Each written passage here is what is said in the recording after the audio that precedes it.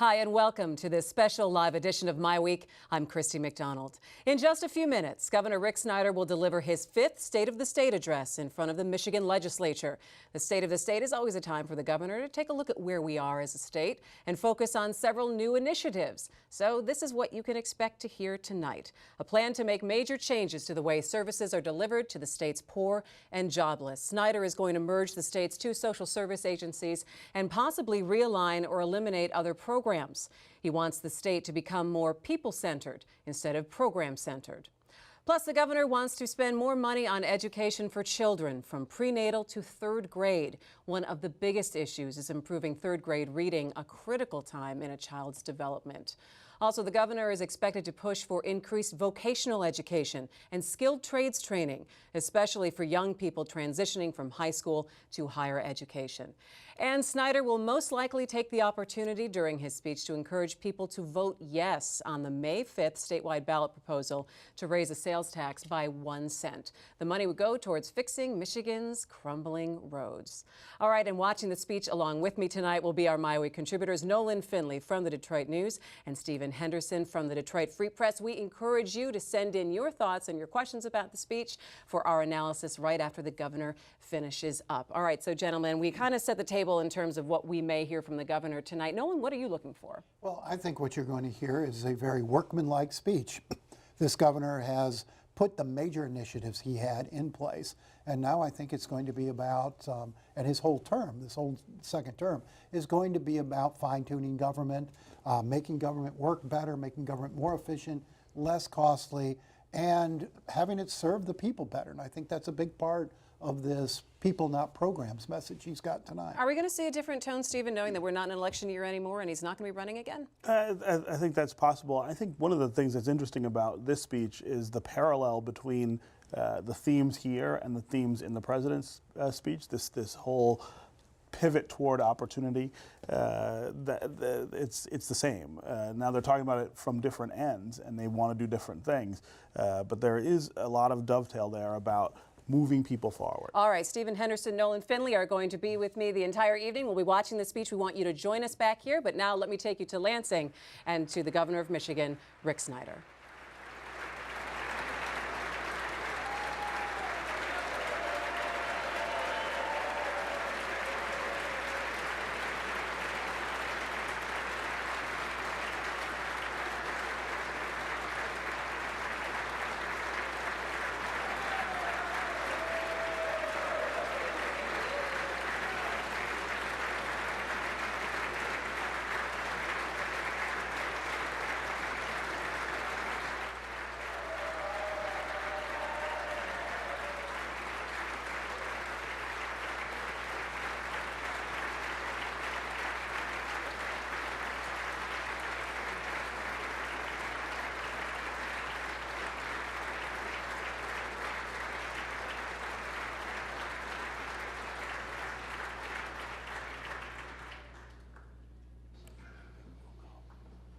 Members of the Joint Convention, the Governor of the State of Michigan, Rick Snyder.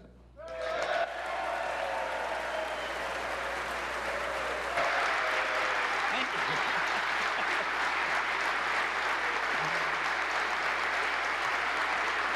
Well, thank you very much. Thank you. Please be seated.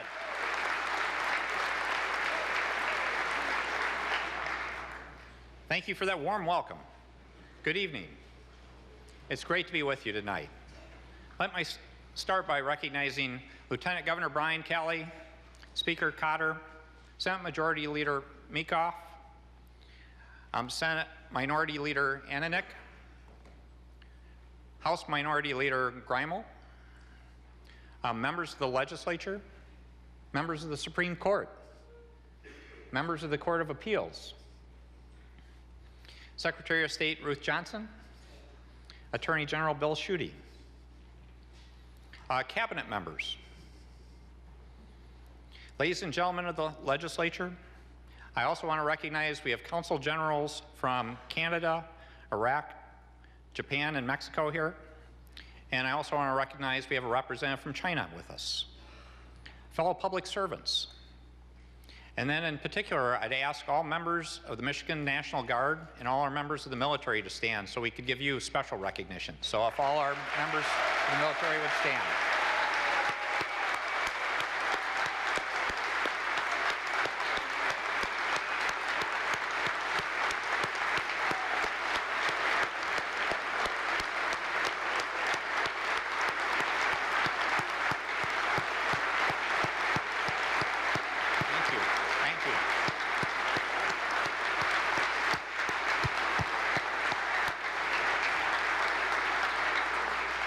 Thank you for your distinguished service, keeping us safe. Citizens of Michigan, and last but not least, I want to recognize my family. Thank you for all your support.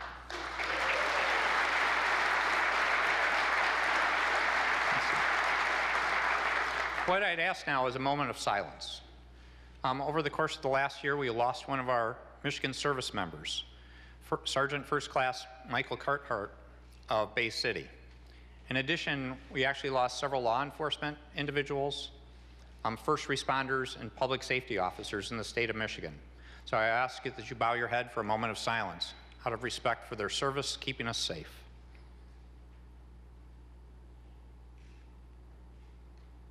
Thank you. Let me begin by saying we've taken on many challenges that people thought were unbelievable. We've made the old unbelievable the new achievable. And we've taken on many difficult issues. Michigan is a much better place today than it was several years ago. We're better. But to be open with you, better is not good enough. We need to do more. And that's what tonight is about, talking about how we go to the top. To build on the foundation we built, but go farther and better to keep up the path of success.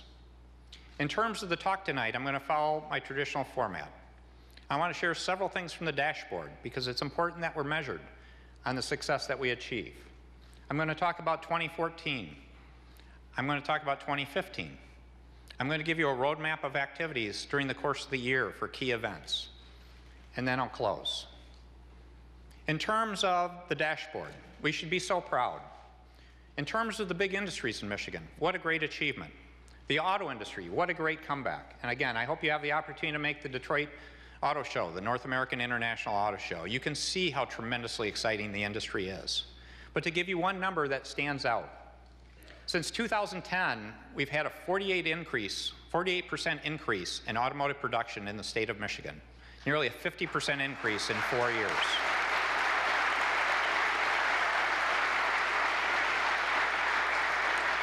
For our food and agriculture industry, food and agriculture is critically important.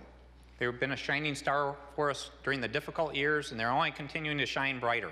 We set a new hallmark, a new benchmark, that many people didn't think we'd achieve in terms of the size of the industry.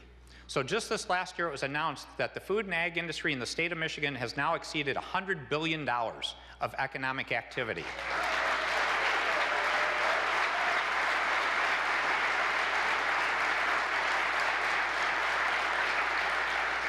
In terms of tourism, we continue to do very well. Pure Michigan works, folks. We love it. But to give you a benchmark, over the last few years, in terms of out-of-state tourism to Michigan compared to just 2010 or so, we're now seeing on an annual basis over 2 million more tourists a year from out-of-state coming to Michigan than just 4 years ago. That's tremendous.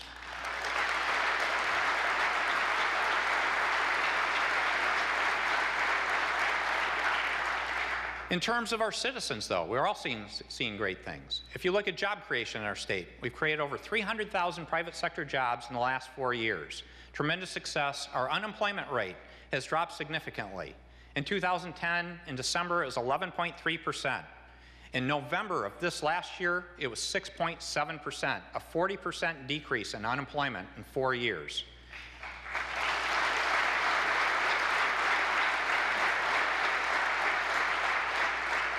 And December's coming out tomorrow. We'll see if we're going to have more progress in moving Michigan forward. In terms of housing values, if you compared to the rest of the United States and you looked over the last 4 years, how have we done? The rest of the country averaged 16% increase. The state of Michigan, 25% increase. So we're seeing those home values come back for our citizens that they deserve.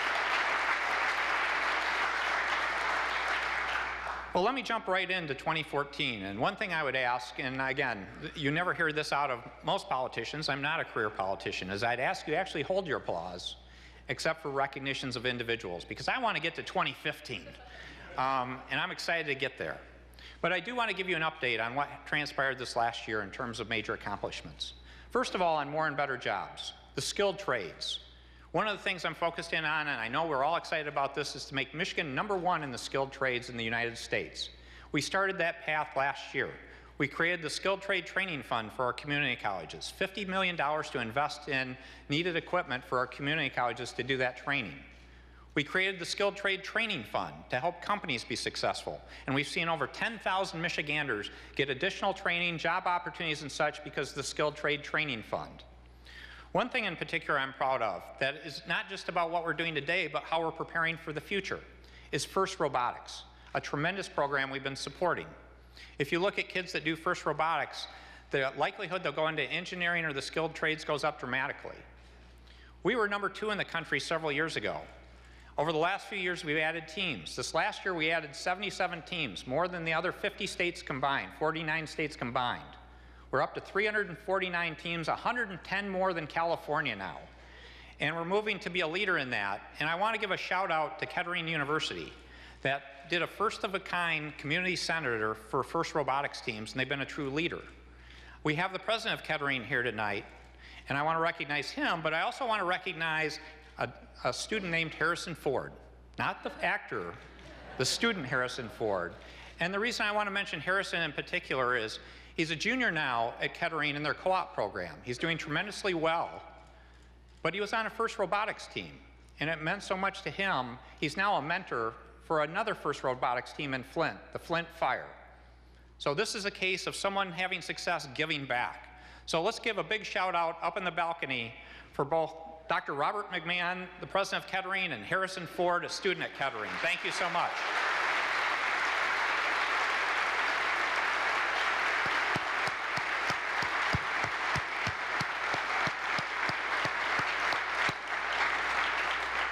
Keep building those robots. Major things accomplished. Personal property tax reform, the vote in August. It was fundamental in terms of making us more competitive. That ballot proposal passed with resounding support. And what does it mean to Michiganders? Hardworking Michiganders will now have opportunities to work in small businesses because they're more competitive, and local government has a more consistent source of revenue. That was an outstanding reform. If you look at how we've done in Michigan in terms of our rankings, in terms of our tax climate, our business tax climate, over the last 4 years, we've gone from 27th to 13th, and even more importantly, in terms of entrepreneurial climate in the state of Michigan, we've gone from 44th to 6th. That's the kind of environment that's going to create jobs in our state.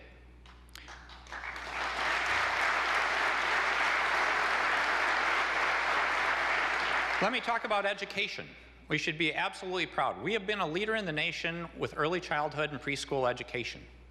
For the last 2 years, we made major budget commitments, $65 million a year for a total of $130 million on an ongoing basis. We've created over 29,000 new opportunities for people in need, young people in need, to get preschool. That's outstanding, and we should be proud. Another thing in education I want to mention is a partnership with the Attorney General. We came out with a hotline, a confidential hotline called OK to Say. And has it been successful? We've gotten the first semester results back. We had over 400 tips come in, and they addressed important issues such as bullying, helping suicide prevention, child abuse, and it's there to also deal with potential cases of school violence. OK to Say is working, and we should be proud. So I want to thank the Attorney General for his partnership on that effort. In terms of big things going on in terms of Michigan with people, a huge success is Healthy Michigan. It launched last April. It's our version of Medicaid expansion done right, involving wellness, personal responsibility. We now have over 500,000 Michiganders participating in the program in just that number of months.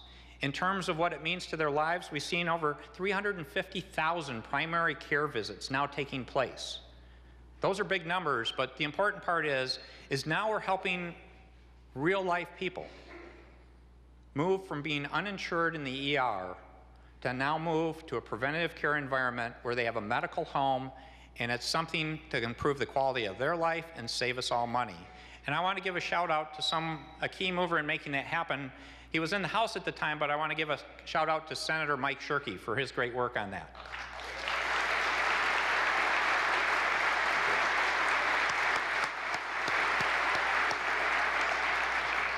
Another area of achievement I'm very proud is I did a disability employment directive towards the end of the year about how the state of Michigan can do better about hiring people with disabilities and then training our people to better understand the challenges people with disabilities face. I'm very proud to say I did that before I became a person that can now have greater appreciation of people with disabilities. And this particular circumstance I have now is only temporary, but it really has given me a much greater perspective on the challenges that someone with a disability faces. You might find it intriguing in terms of support. I actually had recommendations about how to come in tonight. One was by jetpack through the ceiling. My personal favorite, I like the idea of the zip line from the balcony.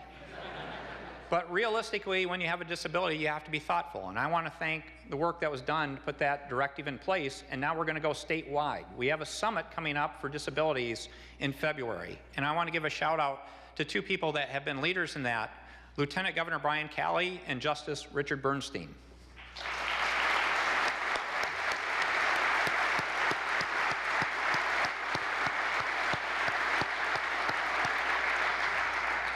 Our military and veterans, critically important. I'm really proud of what we've done there.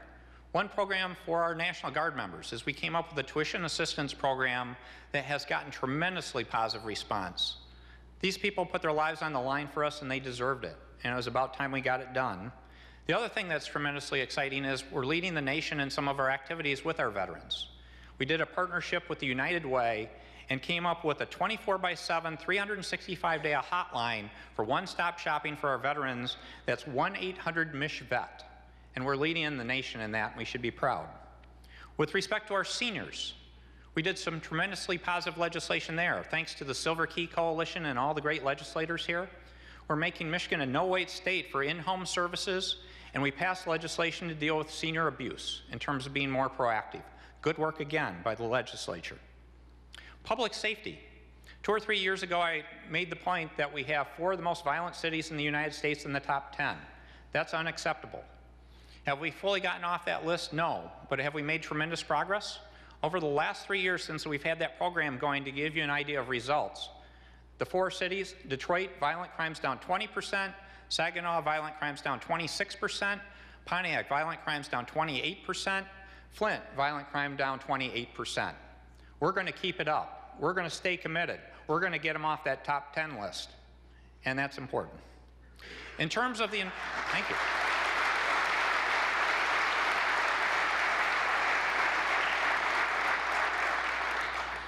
In terms of the environment, we set a big goal on recycling. We had fallen behind recycling. We think the deposit bill makes us a leader. We actually had gotten behind in actually doing regular recycling in this state.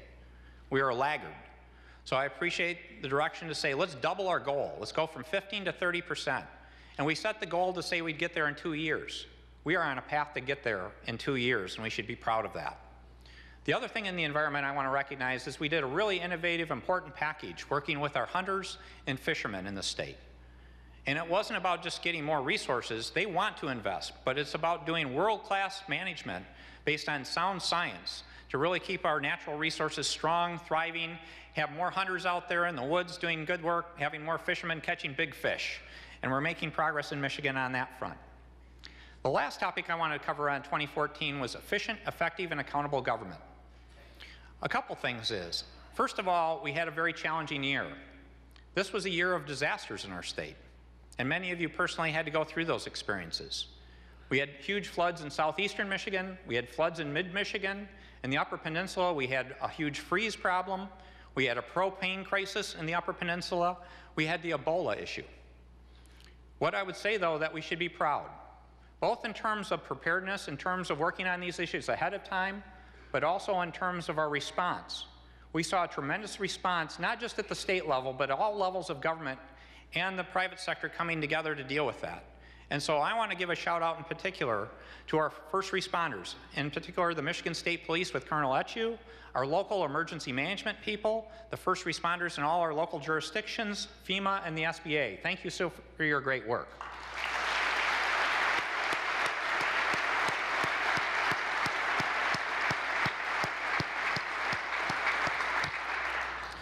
In terms of local government, one thing I have to mention in terms of opportunity and great outcomes is the city of Detroit. We emerged from bankruptcy from the city of Detroit.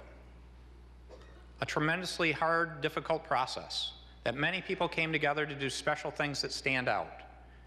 And I do want to recognize the people that really made that happen. I want to recognize the retirees who made a sacrifice, who went through very difficult times, and they were with us though, to support the grand bargain. I want to recognize the hard work of the people at the DIA in terms of raising resources, the foundation community for raising resources, all the great work that took place through this process to make Detroit a stronger, better place. In particular, I want to thank Mayor Duggan. Mayor, thank you and the City Council for your strong effort.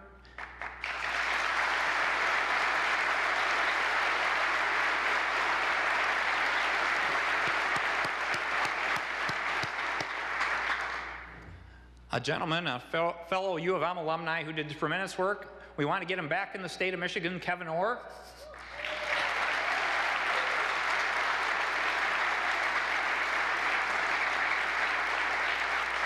And some of the individuals couldn't join us, but Judge Rosen and Judge Rhodes did tremendous work in this effort, and I want to thank each and every legislator for your confidence, your courage to come together to stand up as Michiganders to say we are all one state.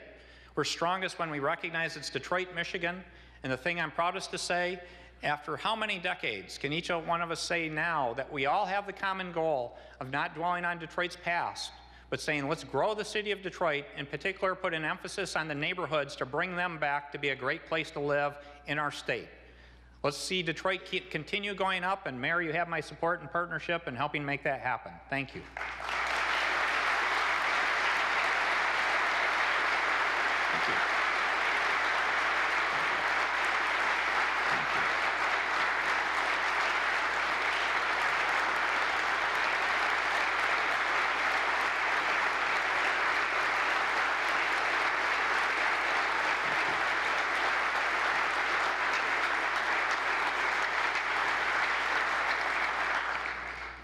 Well, thank you.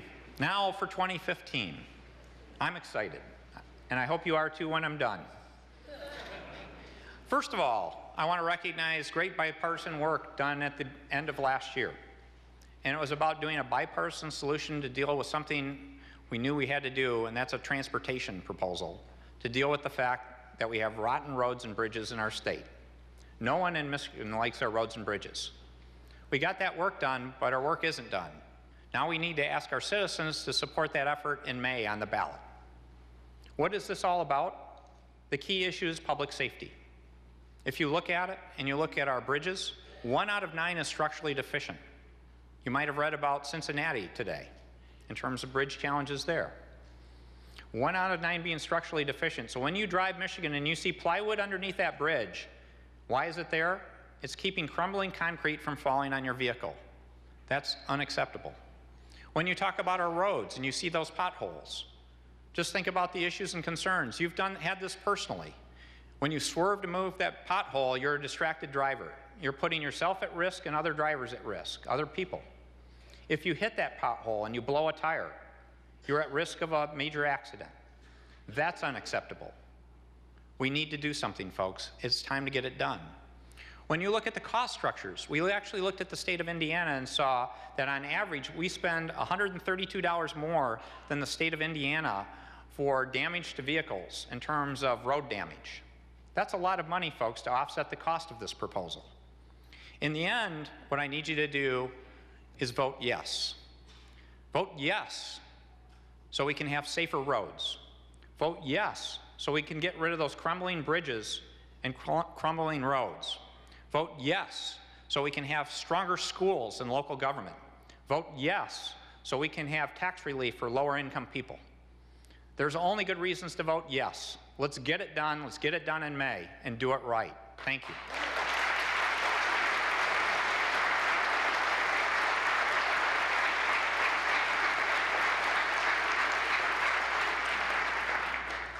Now let me come to the most significant part of the talk tonight. This is about revolutionizing how government operates. This is time for the big vision. There's a better way to do things in government, and that's what I want to share with you now. I call it the river of opportunity. And let me set the stage for you. Before our country was even founded, why did people come to America? And after it was founded, why do people continue to come, and why do they come today?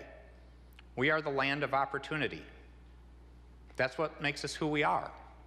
Now the issue is do you have a fair chance to have that opportunity in our country? If you happen to be in the mainstream of the river of opportunity, and you grew up in a great family with wonderful parents supporting you, you went to a good school, you got good advice when you were looking for a career, you found a good first job, you build a career, you're on that path to great opportunity. If you look at it, what's government's role in that situation? Government's actually in the background. It's still there, it's doing things like public safety, important things, but it's in the background of your life. In fact, you're a contributor to helping others. And you do that through multiple mechanisms. Paying taxes is helping. I know you may not feel that way, but that's the point.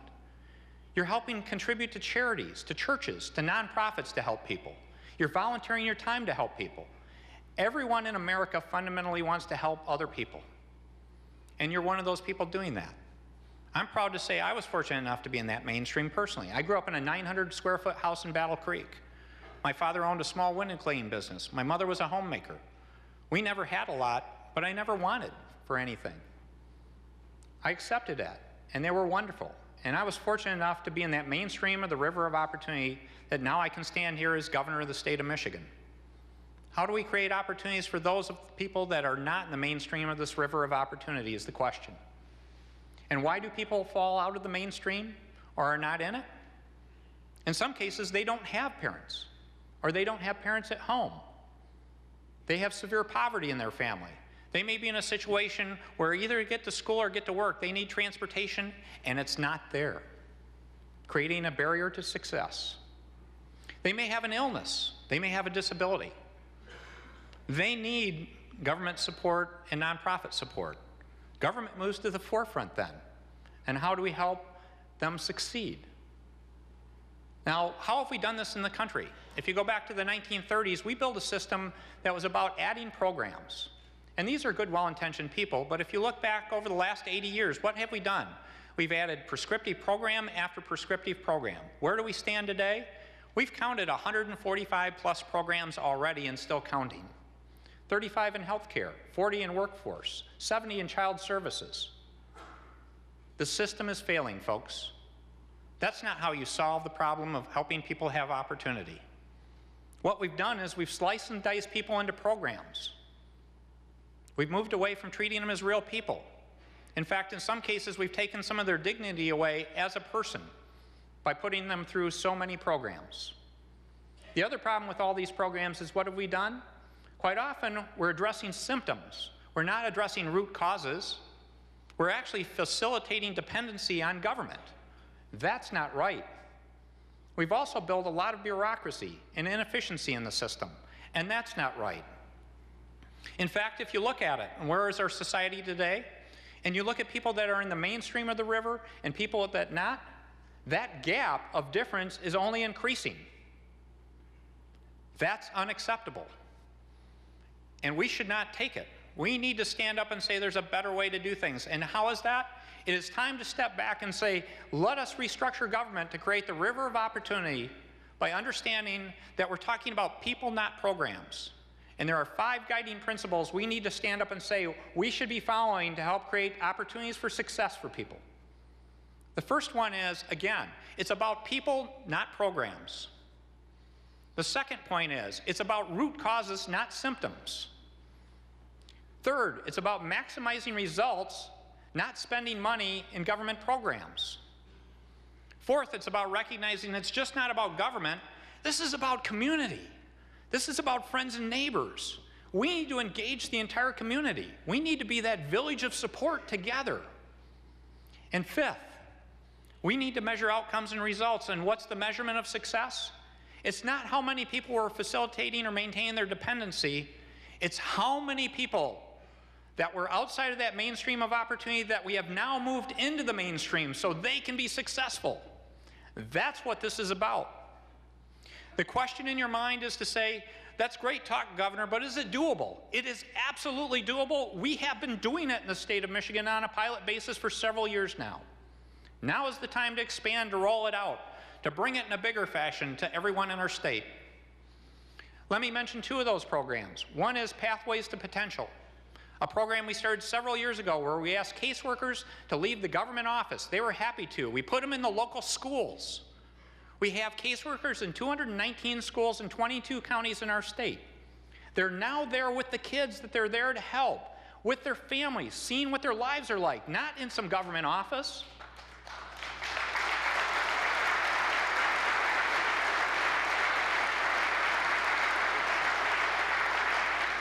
Is it making a difference? There are many metrics and measures of success, but I'll give you just one. Chronic absenteeism, one of the key constraints to success, is down by 1/3 in the schools where we have pathway people versus where we do not. That is success.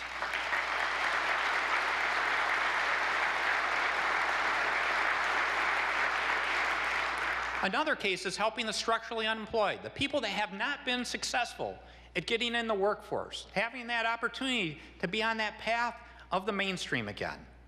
So several years ago, we created this program with solely state dollars because the federal programs were simply not good enough to be flexible enough.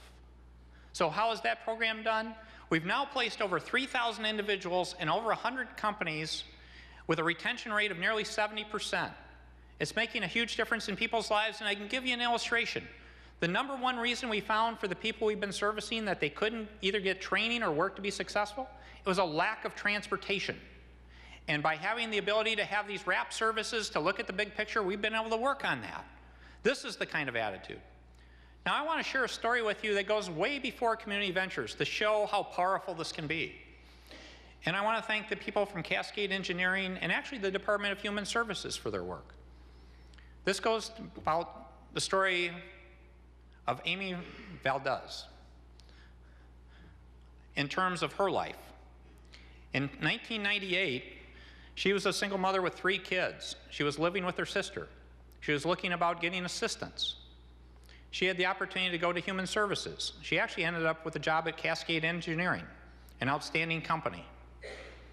They actually went out of their way to pay for a caseworker to be in their company, to give her support and to give other people support that were in similar circumstance.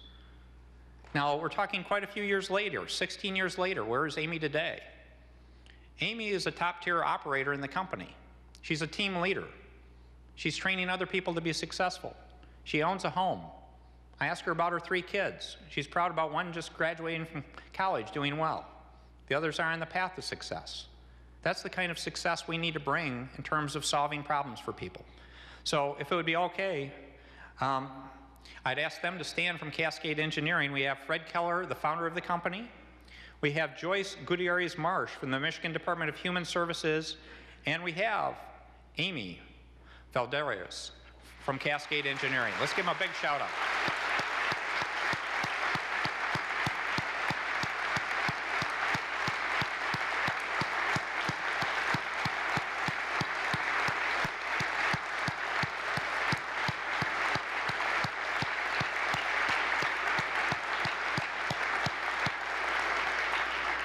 Thank you for being a great role model for all of us. Let's do this all across Michigan. Now, the next steps. Where do we go with the River of Opportunity? Just as I said, let's ramp up these programs, Pathways to Potential, community ventures. But let's also restructure government. Let's step back and look at how we're doing things in the big picture. We've started already. One of our goals is to be #1 in the skilled trade training. And to help do that, I did an executive order earlier or late last year to really put together our talent operations, our workforce operations with the MEDC and our economic development operations. We created the Department of Talent and Economic Development, a step to move in that direction in that part of the world. The next step is I'm working on an executive order that I will issue to take the Department of Community Health and the Department of Human Services and merge them into one department to focus on health and human services with supporting agencies. So we can be much more one-stop shopping, really human-focused, people-focused on how to deliver great services to our citizens there. And I would appreciate your support in those outstanding efforts. Other things we need to do. We need to go to the federal government. We need to say 145 plus programs is not the answer. Let's go ask for waivers and say, how can we consolidate these programs so they're about a few outcomes to help people, real people? And let's do that. And then coming back to my comment about community, let's go do outreach and figure out how we do public-private partnerships to engage all of us in helping one another, whether it's people volunteering their time, other efforts, to really make sure this happens in some positive, supportive way. If you stop and think about it, what is the river of opportunity? The vision is about creating opportunities for success, not facilitating dependency. And the mission? Help people to succeed, not build government programs that spend. That's the kind of attitude we need. And now I'm going to transition right into education because that river opportunity applies to education as well. Two huge areas I want to mention in particular on education. First of all, we need to put a stronger, much stronger focus on what I describe as prenatal through 3rd grade. P3. One of the important metrics in someone's life of the river of opportunity is the ability to be proficient reading by 3rd grade. How have we done? We were at 63% in 2010, we're at 70% today, about a 10% improvement. We can't be proud of that, folks. 70% doesn't cut it. We've already done some great things that I know will improve that number, such as our investment in early childhood. As those kids age, that can make a huge difference in that number, but we cannot stop there. I'm going to ask for additional resources when I present the budget to say let's invest more in that area. I'm also asking the legislators to work with me to create a commission outside of government with people from all sectors to say, how do we look at best practices? It's a model that's worked well in places such as Tennessee. So let's work on 3rd grade reading, and I do want to give a shout out.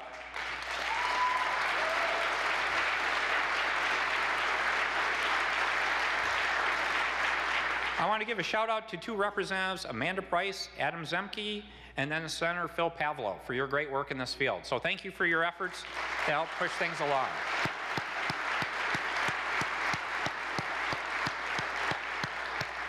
I've never seen shy representatives and senators like this. We need you guys to stand up for a good applause. The next area is something else critically important. It's the intersection between high school and higher education. We've built artificial boundaries that create inefficiencies and failure points for our young people. And what do I mean by that? First of all, if you think about it, think about your own situation and think back. How good did we do career counseling for you back in high school and when you were starting college? Most time people just smile because you didn't get any help. And very few people are getting the assistance they deserve and could really use in terms of career counseling. We need to improve that. But what else can we do? That's where you find the skilled trade training, career tech education, job-oriented career tech ed. But the problem is it in the ISD or is it in the community college? And do you know where to look and how to get those programs to work together? We need to dramatically improve that. Again, not threatening the organizations, but creating partnerships. And then you look at the question of accelerating, getting people through faster, and then helping reduce college cost expense. That's dual enrollment, that's middle college, that's all these other opportunities. That falls right in that sweet spot of that intersection. We need to build a seamless system.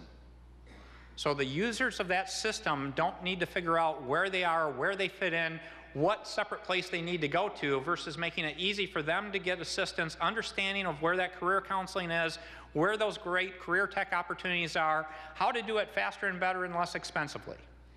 That's the path to success. And I want to give a shout out to a group that's starting to do that.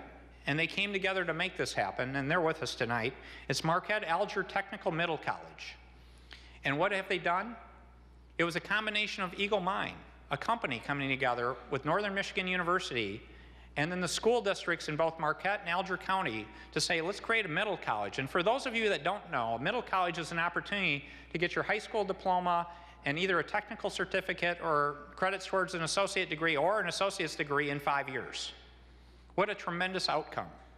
And we've got several people with us today that I want to recognize that are part of that. If you could stand, we have Cody Revord, a junior in the program, Fritz Erickson, the president of Northern Michigan, Shantae Lassard, corporate responsibility manager for Eagle Mine, and Stu Bradley, the chairman of the Education Committee at the institution. Thank you so much for your innovative work.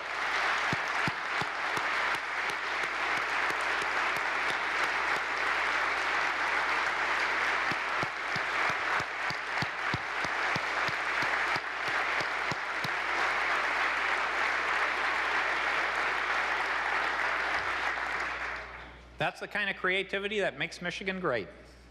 And thank you for coming from the UP to visit us tonight.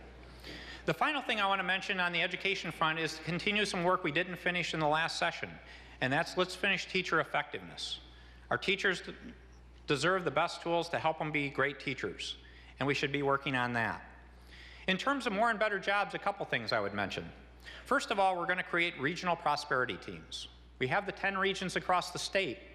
But as Michigan has come back and been strong, doing well in so many different ways, there are certain geographies that are being left behind. And I'm talking about urban and rural areas that have not been participating. And what I want to ask our 10 regions to do is identify the places of greatest need within their region where they're willing to devote resources, and we'll bring our resources to the table, and we'll go to those communities and we'll help them be successful in job creation and training and making sure they're participating in the comeback of Michigan. So we're going to make a focused effort there. The other thing I call for is a continuation of the dialogue and discussion on Elliott Larson. And I appreciate the prior discussions that were had, but let's keep up that dialogue and let's show that we can deal with issues of discrimination in our state.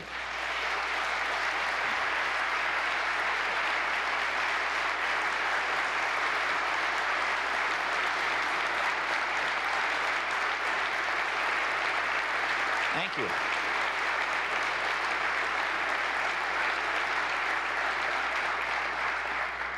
On the people front, we have a problem that we need to address. We've worked on it, but not good enough. And that's the case of drug abuse in our state. The numbers show we probably have about 650,000 plus people with a substance abuse disorder. If you looked at it in terms of death from drug overdose and drug poisoning, that number has gone up fourfold since 1999. Last year we had a summit on heroin to help address the issue, but that's not good enough. So I'm making a call now to say let's develop a comprehensive plan by October where we can do more to prevent drug abuse within our state and help these people.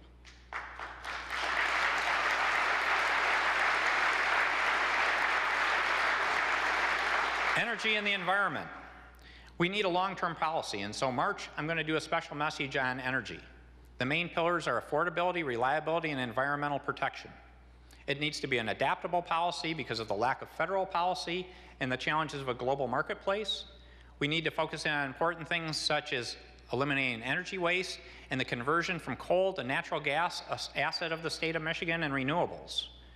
And the other part of that is we can do better to organize ourselves. So I'm calling for the creation of an agency on energy that would combine the MPSC people with energy office people, with people from experts from LoRa and the MEDC on how we can all work together to come up with better policies.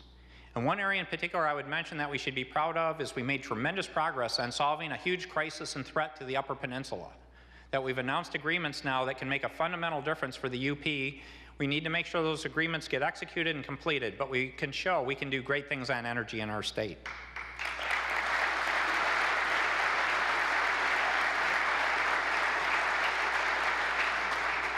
I'm going to go fast on the next 2 or 3 because I don't want to run out of time on some cool stuff. Again, on invasives, we're doing great work, and this is a year to really step forward on invasive species in terms of identifying priority areas, early detection sites being put in place, and education of our citizens.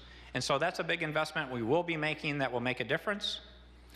In terms of effective, efficient, and accountable government, I'm asking our legislature to work on doing fiscal notes with legislation so we can see the budgetary impact and how to be more efficient.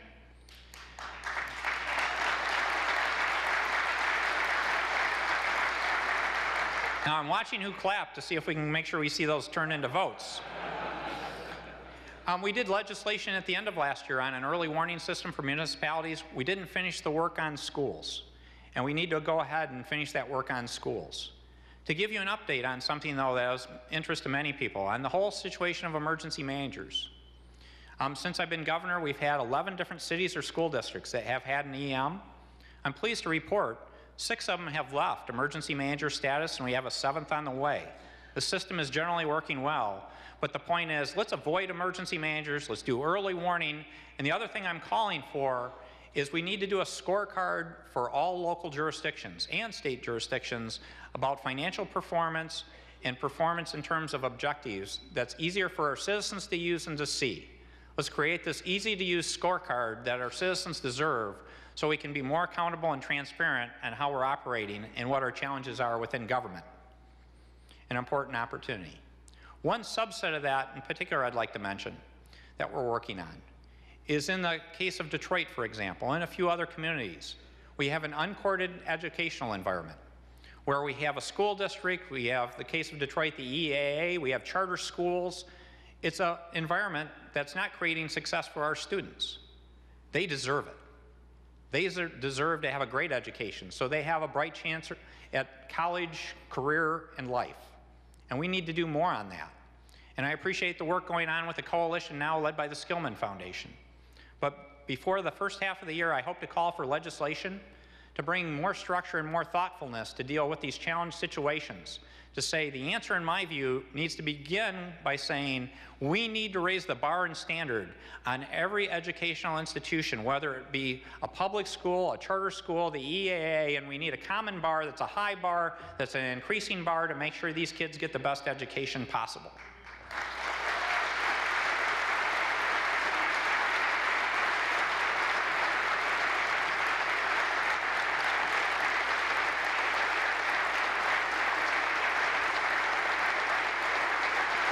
Thank you.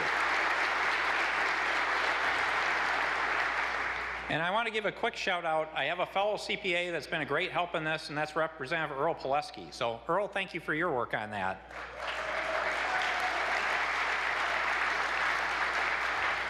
And one thing's important when I talked about Detroit or challenged educational environments, we have some awesome schools in Detroit. And I want to recognize that, and we have a great illustration here tonight. Davison Elementary Middle School. They have something called the Techno Dragons. And it's an awesome program where the middle school students are essentially the tech support for the institution. They're one of the most outstanding schools in Detroit. And the point here is, in even the environment we have today, some of the best schools you can find are right in Detroit. We should be proud of that. But I ask our Techno Dragons and their teacher and coordinator to stand up. Let's give them a big round of applause.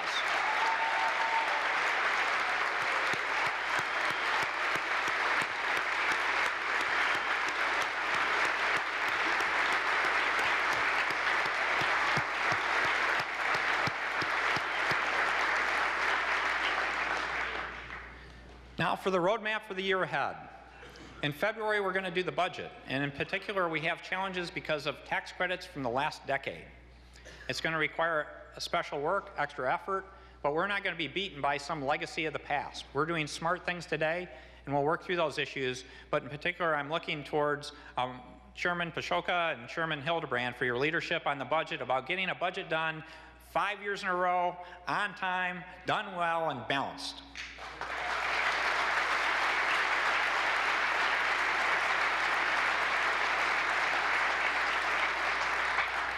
In terms of other things, though, in March, we're going to do statewide summits with the regions on both jobs and education, and I invite you to participate. In March, we'll do the energy message. In May, I'm going to do a special message on criminal justice. And in October, we have to work on the drug abuse plan and get that in place. So we have a busy year. Now, in terms of closing, what I'd like to say is, first of all, the last 4 years were a special honor to be your governor.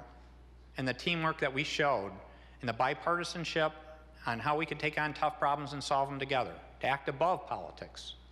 We took on problems that had been there for decades, whether it be the Grand Bargain, Healthy Michigan, so many different things, transportation. We should be proud of that. We still have some to clean up. We need to finish transportation. We have this tax credit issue. But the second 4 years in particular is an opportunity to set that big vision for the future, to finally step back and say there's a better way for government to operate. And that's the river of opportunity. This is truly an opportunity to revolutionize how we operate and recognize we work for real people. We work for them. They deserve results. They don't deserve to be a number of 15 different programs. Let's do something about that. The other thing I would mention to you in particular, it's kind of interesting the timing of this event. In a couple hours, you get to hear another speech. And what I would say on that is, I think it's a great opportunity for you to watch both speeches. And not just watch the speeches, but watch the outcome and results. While we've solved problems in Michigan, we have gridlock in Washington. And this is not a partisan comment, folks. Both sides have huge issues. Gridlock is not a good answer for any of us. And if you look at the positioning, they're already figuring out how they can take shots at one another. We don't do that here. Does it make a difference? It absolutely does. We use relentless positive action.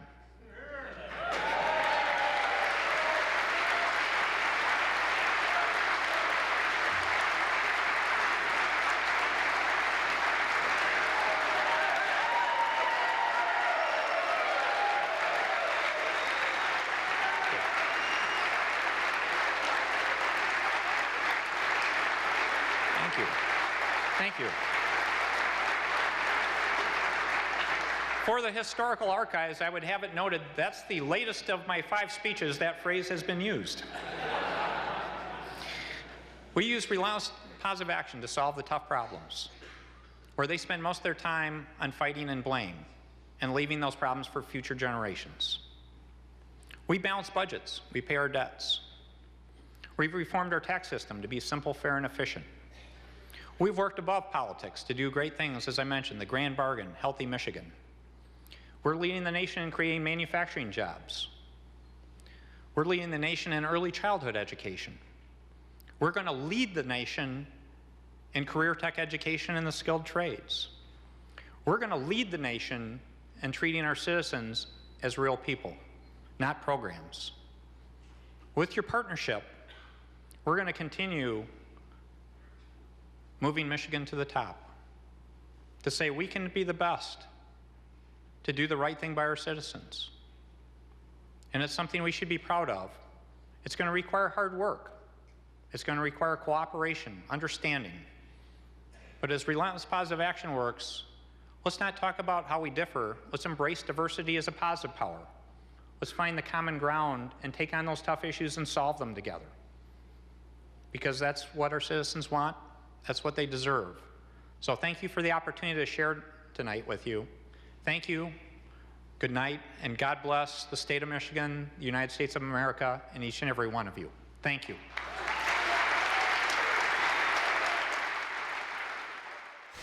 Recently, Michigan's economy has begun to turn around. Michigan's gained over 250,000 new jobs. We've paid off $20 billion in long-term debt. And our population is increasing for the first time in a decade. But to make Michigan a top 10 state, there's still plenty of work to be done. Step up and help put Michigan on top. Learn what you can do at MichiganTurnaroundPlan.com. Funding is also provided by Delta.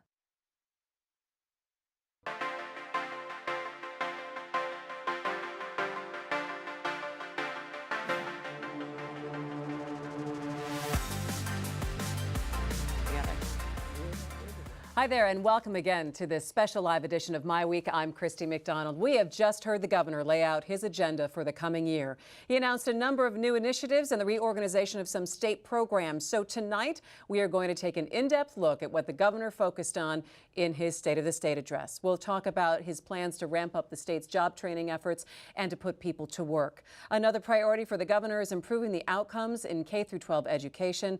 Not only do we have the State of the State tonight, but President Obama will give the State of the Union tonight. We will preview that before his speech coming up at 9 o'clock. That is all coming up for you on this live edition of My Week. But we do start with the governor's major points tonight. He touched on many areas, including job training, education, fixing those roads, early childhood development, and the economy. Perhaps one of his biggest announcements involves streamlining the delivery of services to the poor and the jobless. The governor is going to merge the state's 2 social service agencies to better serve the state's poor. We will start our discussion there with our My Week contributors, Nolan Finley of the Detroit News and Stephen Henderson of the Detroit Free Press. All right, guys, so here we are. for the next hour, breaking down the state of the state and going into the State of the Union. It was funny because the three of us were sitting here watching the entire thing live, and we didn't really speak to each other because we were all on social media. I just put my phone down. You just put your from phone the away tweeting. finally? I told people, tune in to the show. Yeah, so if you're watching right now at home, you're watching us online, and if you're also on Twitter, if you're on Facebook, and you have questions, you want to get in on the conversation, you even have comments about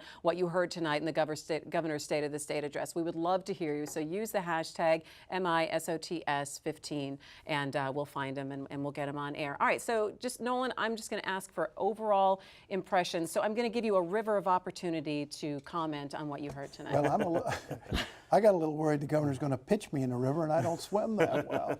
I'm quite sure what that metaphor was all about, and I'm not sure how necessary that was. I mean, it was a fairly straightforward, simple message. They're going to change the way these various social service programs and human service programs operate to make them better tailored to the individual and less about programs, as he said, and more about people. I think it's a great idea because we know those big government programs haven't worked very well.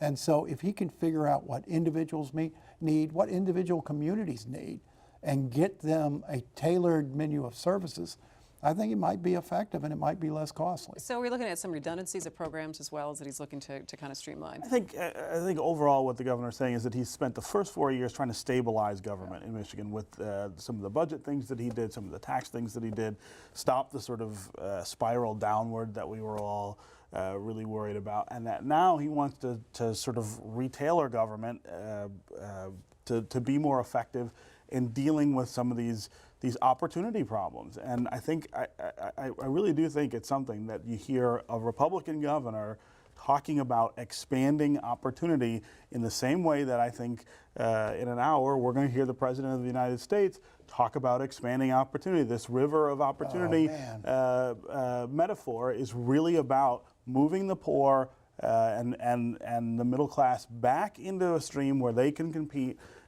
for the opportunity and the wealth that everybody else is getting. You can't say all man, Nolan. You have to no get into connection detail between those two speeches. The governor's talking about expanding opportunity. The president will be talking about expanding government. And if you'll note this speech tonight, this is one of the few State of the State speeches you'll hear where he didn't talk about major new programs, major new spending plans, initiatives, what have you. He's working within the government he has, trying to make it better. That's a critical difference. That's a difference in approach. Well, he's also going to have a budget challenge as well. In governing style and in responsibility. The president's speech is also not full of tons of new programs. It is talking about reconfiguring government and priorities and policy to reinvigorate the sort of opportunity agenda that has been gutted badly over the last 20 or 30 years, mostly by Republican government. All right, I'm going to try to rein it back in a little bit because we will have plenty of time in this next hour to talk about what the president is going to be talking about in the State of the Union. But I want to bring it back to Michigan and what we heard tonight and talk a little bit about, I mean, the first thing he hit off the bat after talking about some of the accomplishments from 2014, and that's what every governor does in a State of the State address. You take a look back at some of the successes that you've had over the year. Then the first thing he hammered was the roads and that May 5th ballot initiative that people are going to be voting on to raise the sales tax by 1 cent. He hit it, and then he moved on, Nolan. He did, and he's going to have to hit it over and over and over again if he's going to get this thing passed. I think it's going to be a very tough sell. Sales taxes are hard to get a support for a sales tax hike because they're so visible. Everything you purchase, it's right there on the receipt. And I don't think he's made the case yet, and his challenge between now and May is to convince voters that this new revenue is needed. I think everybody agrees we need to fix the roads and that we need to spend more money on roads, but there is still a public perception that the money could come from within the existing funds in government. There's also, I think he made a critical mistake in noting the Christmas tree nature of the bill, that we're giving money for education and restoring tax breaks to the poor. People want the money to go to roads. I don't know how crazy they're going to be on May 5th to go out there and vote for a whole host of new spending programs. Would you agree with that? I am not a big fan of the the plan that they came up with. I think there are better ways to come up with the money we need to fix the roads. We do need more money. There is no question about that. There needs to be a much more aggressive sell on that point. Business leaders from Michigan came to see us at the Free Press last week. They had a wonderful chart that should be on billboards around the state showing how little we actually spend directly on roads in Michigan compared to other states, and that's one of the big reasons that things are as bad as they are. The sales tax, the problem with the sales tax from my point of view is that it's a regressive tax. It's the most regressive form of tax, in fact. Now, I also think our sales tax has been at 6% for 20 years. I don't have a problem really revisiting that. I'm not sure I would have done it this way. I'm not sure I would have divided up the money this way. I probably would have put 2 pennies on it instead of 1, sent another bundle to education or to higher ed, because you don't get that bite at that apple all the time. You can't just keep going and raising the sales tax. And if you raise it 1 penny, you're almost guaranteed to need that other penny before you're going to really be able to ask for it. But it's okay not to raise a tax for 20 years. They don't go stale if you don't raise them. The issue here is Government goes stale without the revenue. This will be a departure from the way we've funded roads. We've always used user fees, user taxes to fund roads. And now we're going to say, everybody who buys anything, you're paying for the roads. And maybe that's fair, maybe it's not fair. I think it's difficult to get voters to do that. You've got gas now, 175, 180. This would have been the perfect time to tell people, look, everybody knows we got lousy roads. Give us 12 cents, give us 15 cents. Nobody likes the sales tax. You said business leaders they were in to see us. They don't like this. The chamber doesn't like this. Everybody's sort of holding their nose and saying, well, this is what we got to do because it's our only option. But the question is, and this is the real problem, if you turn this down in May, then where are you?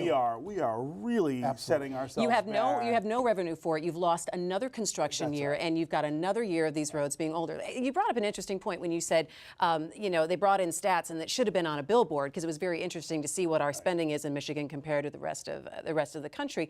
What should a campaign for people to vote yes on look like coming out of the governor's office? I think it has to focus on what we will get for the money that we're spending. I think making it clear to people where the money goes now and where this new money will go and how that will repair the roads. I think Nolan's right that people are very skeptical still about the idea of where does the money go.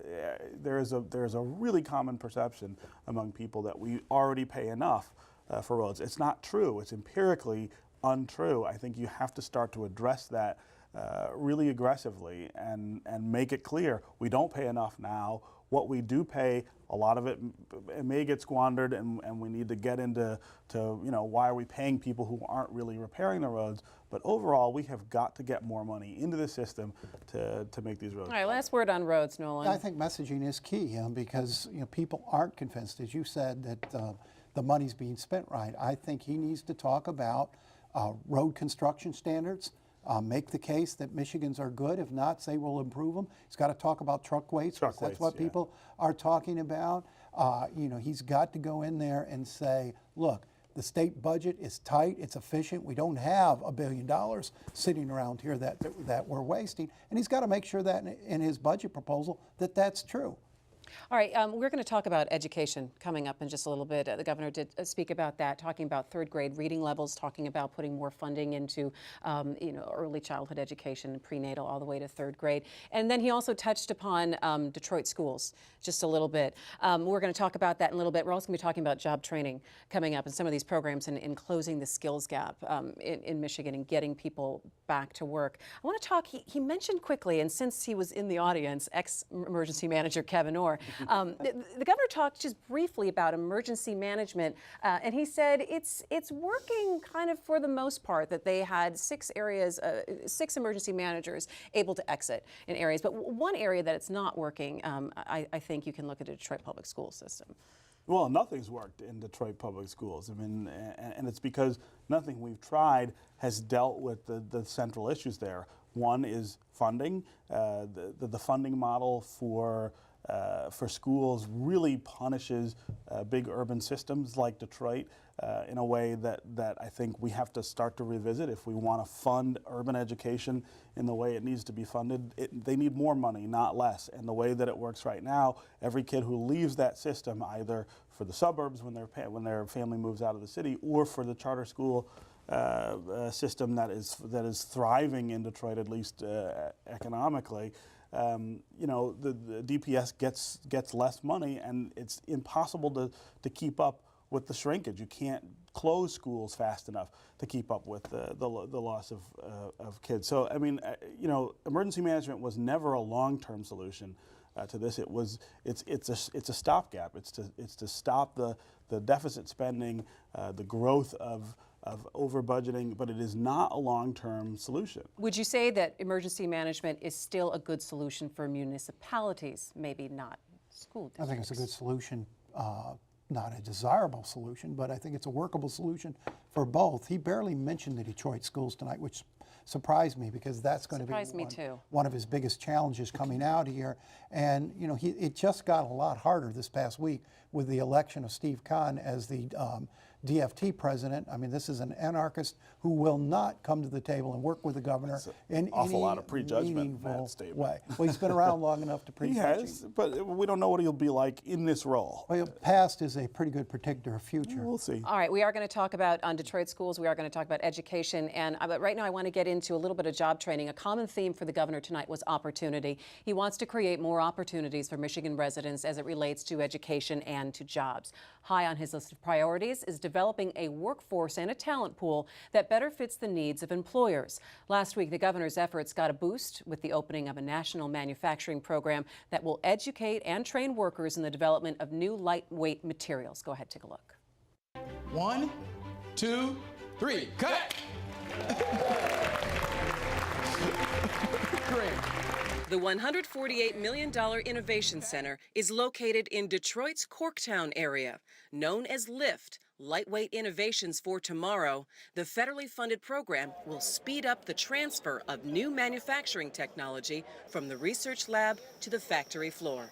This now sets the stage and announces to the world that we are open for business, and that we are here in lightweight metals, and that we are here in Detroit to partner with Detroit and yet have impact for our nation equally as well. Another core mission of LIFT is to train workers on how to use these new lightweighting technologies.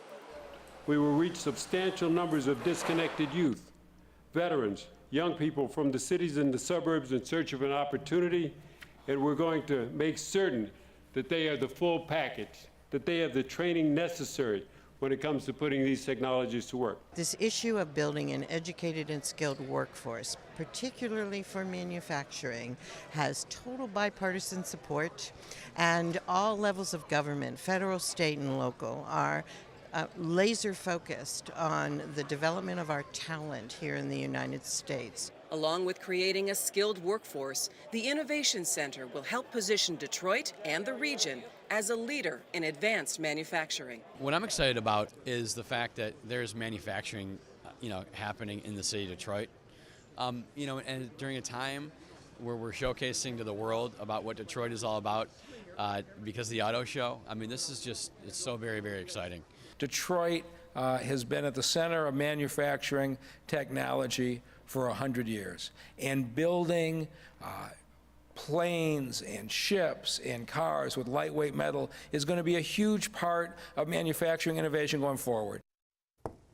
And two Detroit groups that are helping to prepare and to place workers are Focus Hope and the Detroit Employment Solutions Corporation. And joining us tonight are William Jones, he is the CEO of Focus Hope, and Pamela Moore, President and CEO of the DESC. Welcome to both of you. Thanks so much for joining us on this special edition of MiWeek. So, William, let me start with you. Just go ahead and give me what your overall impressions were of the governor's State of the State.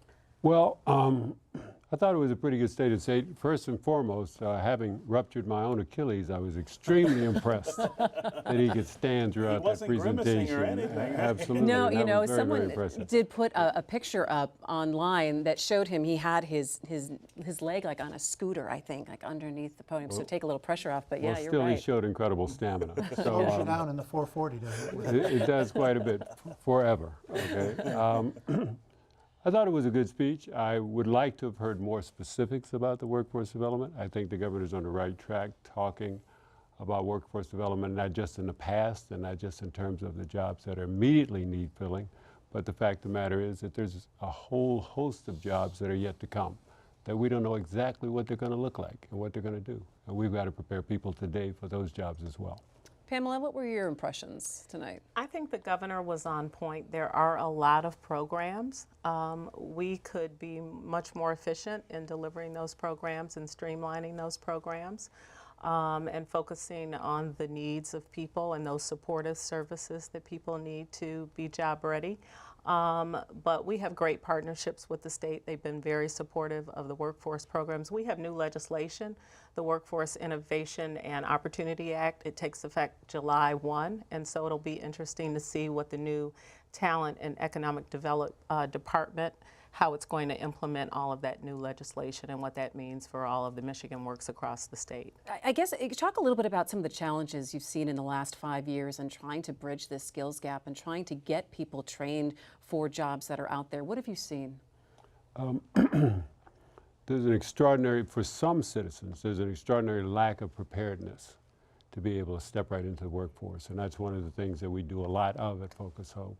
We try to get people ready. We work hard to get them ready so that they can participate in these programs, the skilled trades programs. Just a base to be hired into a basic manufacturing job requires a level of education that so many folks don't have. So that's been a major challenge. One of the others has been the consistency of funding. We really need to look at this as a long-term issue and put in place longer-term strategies that are going to be effective, as Pam pointed out, that are going to be efficient, eliminate a lot of the bureaucracy that currently exists, and really let us get to work. What is, go ahead, William, you're in the skill training business, getting people ready for jobs that require special training, special skills.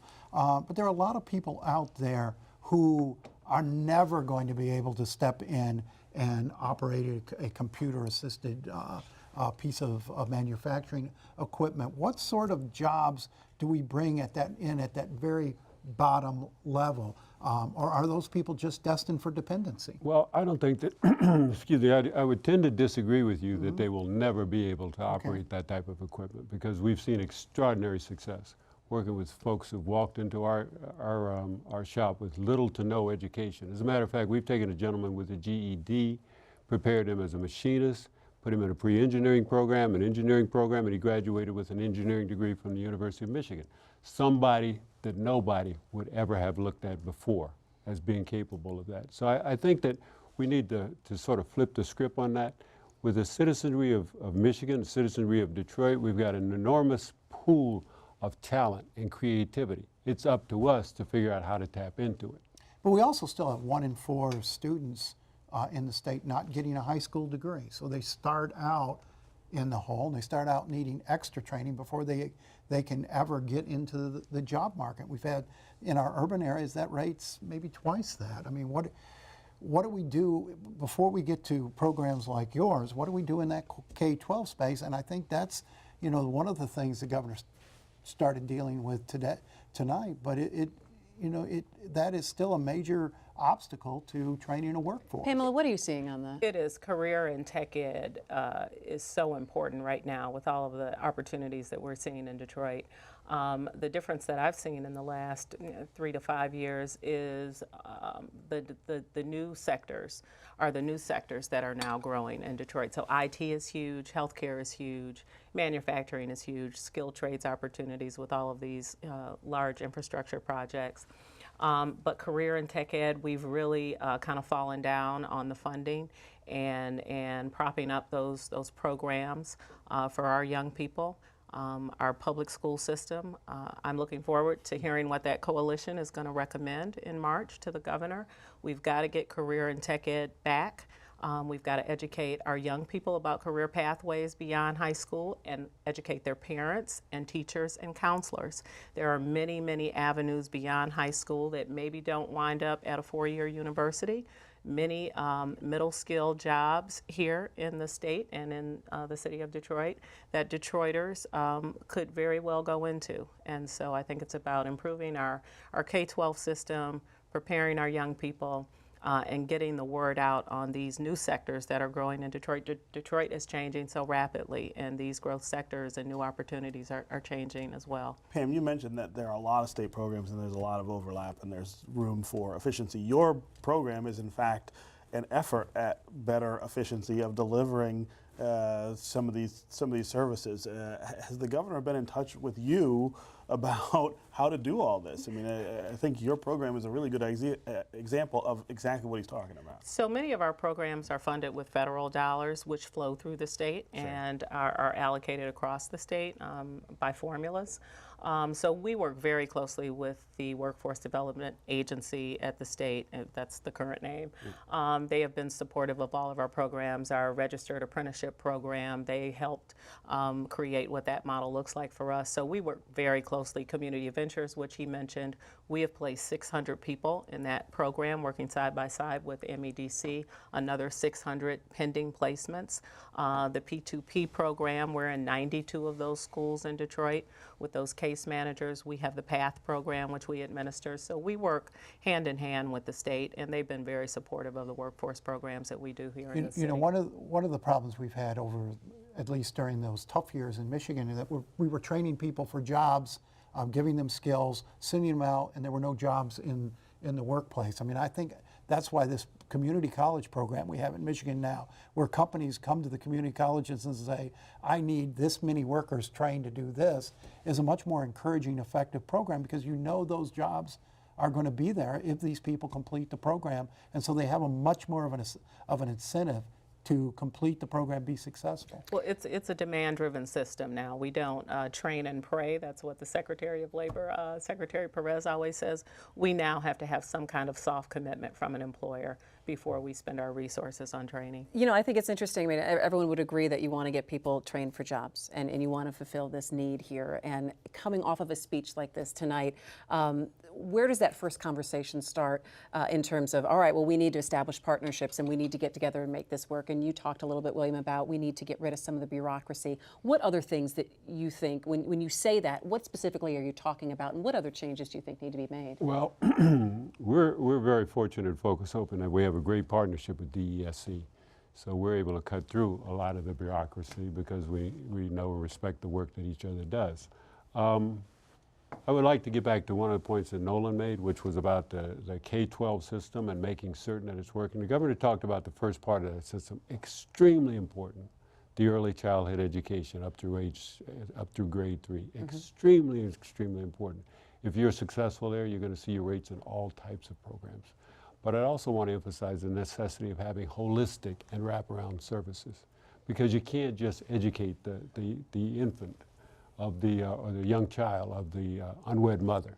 You've also got to deal with what's going on in the home with that mother as well, and providing those wraparound services, those supportive services, always with an eye to the future, because we tend to think of this as spending. We need to think of it in terms of investment. Well, and I think that's one of the fears that people will naturally have about the governor's rhetoric here about making service delivery more efficient. Very frequently, when we hear things like that, what it's followed up by, from a policy perspective, is cutting, taking money out of programs as a way of saying, well, it's leaner now. Some of the things that you were just talking about just now, that could be more expensive. It could cost you more to provide services beyond just that early ed for that child, and we've got to sort of emphasize that that's the direction we want to go, not the opposite way. But we've got to look at the entire system there. So when we think about it being more expensive, how much money are we spending on prisons now? Absolutely. How much money are we spending on things that are symptoms as opposed to the root causes? Right. And the symptoms are somebody's incarcerated because, you know, the situation at home, you know, they have no future, they have no education, et cetera, et cetera, et cetera. Let's deal with this up front. It's a hell of a lot cheaper, and it's a whole heck of a lot more effective. All right, so I guess what I'm trying to get at, my point is, when you hear a speech like this tonight and everyone says, yes, okay, I agree with that. Let's get people trained to go into the workforce and fill some of these jobs. And what happens tomorrow? Where do the conversation start? Who needs to get involved? And, you know, whose phone starts ringing? Pamela, let me ask you. I would hope that more resources will be allocated for these training programs. We can never have enough. There are many, many, many job openings. There are 1,000 IT openings in the city of Detroit right now, unfilled. But how do we tell an effective program from an ineffective program? We had at the federal level an audit of the job training programs, $18 billion a year spent, tremendous redundancy, and not many jobs filled by the trainees. How do we know what we're spending in Michigan is actually accomplishing what we want it to accomplish? So there are metrics that come with these federal programs, and sometimes the metrics are not the right metrics. We're not measuring the right thing. We know when a program is successful. Again, are we placing people into jobs that provide self-sufficiency, will support that individual and their families? With this new legislation that takes effect July 1, we're going to be looking at career pathways. So not just placing someone in a $13 an hour job, but creating a plan for that pathway that gets them to a $25 an hour job. What does that look like? How can these federal programs support that journey? Training while you're working, we call that the earn and learn model. How can you, and people on public assistance, how can they get training while they're on public assistance to put them in an occupation that will pay a livable wage? Okay, so in a few minutes, the president's going to stand up and pitch this free community college idea. Is that the way to close the skills gap?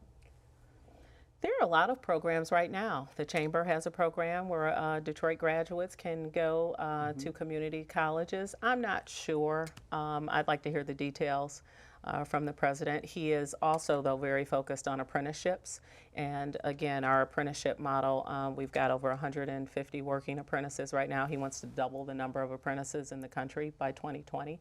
I think that's the way to go. There are many, many apprenticeable occupations that are in demand right now, and you don't need a college education to go into those careers. William, do people know that a lot of these programs exist and that are happening right now? Is there some kind of communication that needs to get out to the community more so they know what's actually available to them? Yeah, I think we could do a much better job. When I say we, I mean the entire system of Right. making certain that things that the community knows that these things are available to them, that folks who are in junior high school or high school recognize that there's a path to success and that you do have an opportunity to participate. I'm excited about the president's proposal on community college. I think, though, that we've, again, and I apologize for thinking of these things in terms of systems, but that is the way I think. The K-12 system has got to be correct in order for us to fully exploit the opportunities associated with a free community college. If people aren't prepared to take advantage of those opportunities, walk before you can run. Exactly. It's not going to work. But on the other hand, if I'm a kid sitting there in the 8th grade and the 9th grade and somebody's telling me, hey, you can get the first 2 years of college free, okay? You can get the opportunity for a skilled trade, et cetera.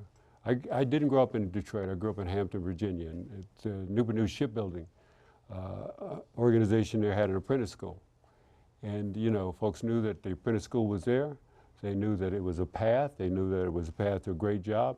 And I've got friends who have done extraordinarily well having taken that path instead of a college path. My worry is you turn community colleges into another 2 years of high school where kids come in whether they're motivated or not and attend classes or don't because it's free. They've got no stake in it. They've got no, they haven't written the check. I know when I started college, and I started at a community college, it really impressed me writing that first check to pay for my tuition. I'm sitting in class, and I was not a good high school student, but We're going to write that down, Nolan. We're going to look at some transcripts. It's on my permanent record. And so, sitting in that class and realizing I have paid for this made a tremendous difference in the amount of effort I put in. Do you think that holds true, Pamela, for everyone? Well, everyone can't afford to pay for it, but there are Pell Grants now. I mean, there is assistance out there. And again, going back to William's point, apprenticeships, we call that the other 4-year degree. You come out in 4 or 5 years with a journeyman's license, and you don't have that. You're not saddled with that student debt. With those student loans. All right, as we kind of wrap this segment up here, so what do we take out of tonight and this speech? Well, I think the governor sounded an optimistic and I would almost say an aggressive tone on these topics. I mean, he threw it out there. He said we need to do much better. We need to do much better with early childhood education. We need to do much better. He did cite his successes so far, But he said we can, should, and must do a lot better with these programs. So I was encouraged by that. All right, Pamela, I'll give you the last word. I was encouraged as well, and I think many of Mayor Duggan's goals are in alignment in terms of getting Detroiters trained and into these careers that are promising careers that can sustain families in the city of Detroit and make the quality of life better for everyone in the city. All right, Pamela Moore, William Jones, thank you so much for joining us. Thank you. We appreciate it. Well, you know, the youngest member of the state Senate gave the official Democratic response to the governor's address tonight. Here is 28-year-old State Senator David Knesiak of Dearborn Heights. Good evening. I'm State Senator David Knesiak, and I'm one of the newest members of the Michigan Senate. I'd like to spend a few minutes with you tonight sharing the Democratic vision for moving Michigan forward, a vision that includes working together in pursuit of common sense legislation that promotes opportunity and fairness for everyone. As the first Iraq War veteran to serve in the Senate, I've sworn an oath to protect and serve both our country and our state. And it was my time spent as a United States Marine that taught me the importance of setting aside our differences, calling upon every skill and element of our training, and above all else, taking the necessary actions to protect the man or woman next to you. These skills were critical while serving in a combat zone, and they are exactly what we need in the halls of our state capitol today.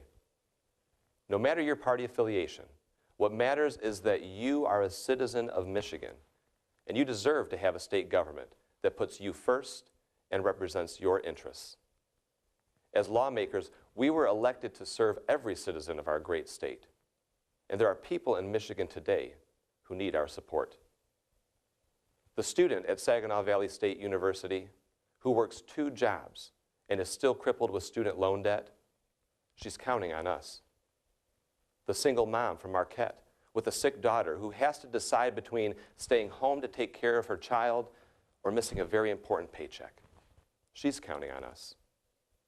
The factory worker in Muskegon who lives in constant fear that they could lose their job for that most basic human emotion of loving another person, he's counting on us. And the veteran in Detroit who's trying to get back on his feet after defending our country abroad in the hopes that he might contribute more to the very world he fought to protect. We owe it to him to make the right decisions. And while everyone in Lansing talks about how we need to attract and retain young people in our state to help build the next generation, as the youngest member of the Michigan Senate, I know.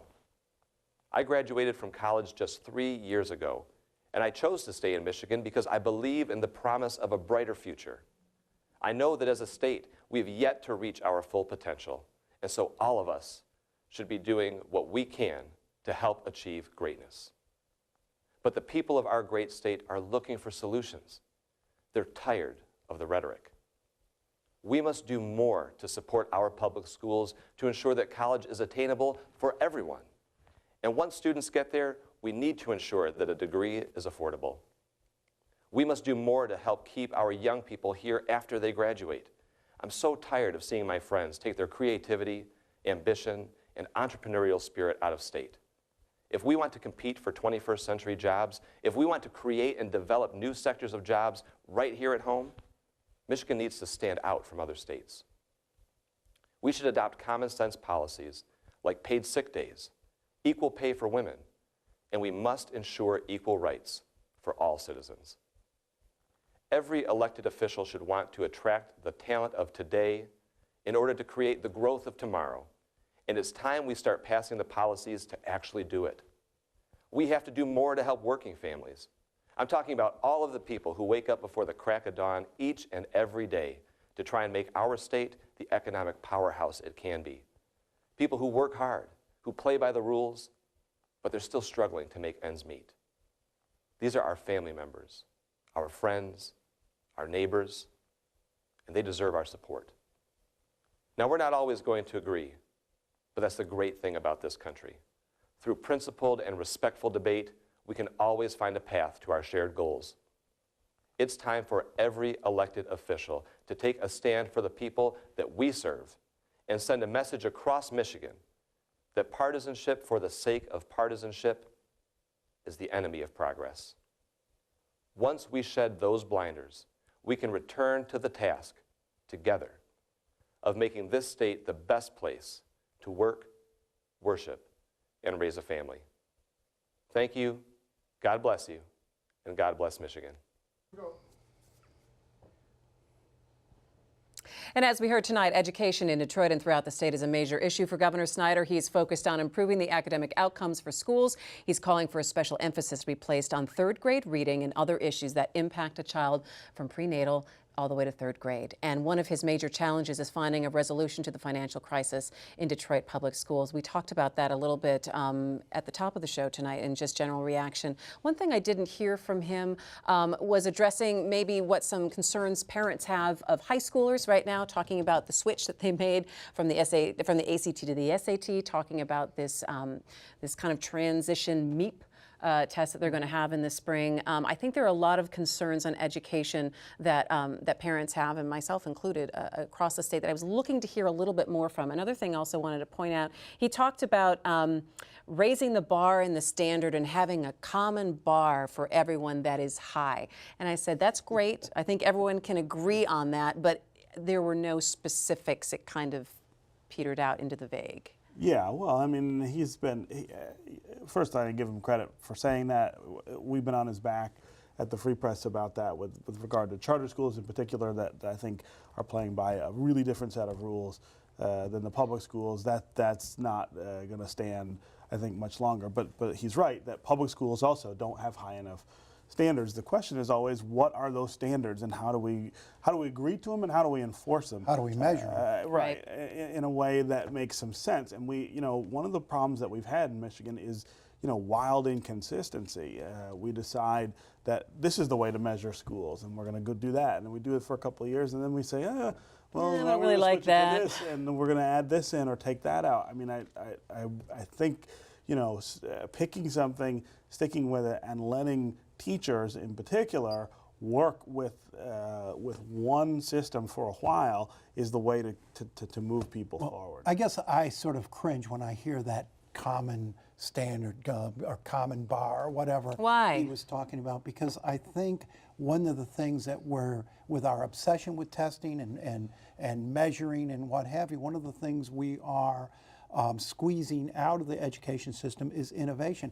And I think some schools ought to be able to play by different rules, try different models, one of the intentions of charter was to sort of be innovation laboratories. And then as soon as they started, we started slapping them with the same constraints, the same restrictions, the same mandates that we put on public schools. Well, so the only thing different about them is their management. Okay, but that's actually not true.